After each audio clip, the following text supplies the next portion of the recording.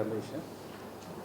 ಮೂಲತಃ ನಾವು ತೆಲಂಗಾಣದಿಂದ, ವರಂಗಲ್ ಡಿಸ್ಟ್ರಿಕ್ಟ್ ತೆಲಂಗಾಣದಿಂದ ಬಂದು 2009ನೇ batch IPS Karnataka cadre.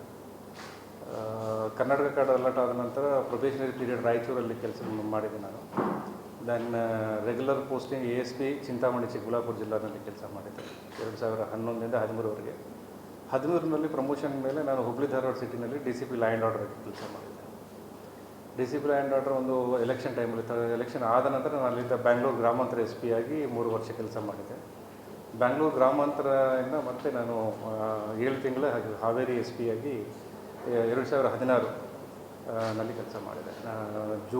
ಜುಲೈಯಿಂದ ಡಿಸೆಂಬರ್ವರೆಗೆ. January 2017ನಲ್ಲಿ Ramanagara SP ಆಗಿ ವರ್ಗಾವಣೆಯಾಗಿ ರಾಮನಗರದಲ್ಲಿ ಒಂದು 2.5 ವರ್ಷ ಕೆಲಸ ಮಾಡಿದೆ.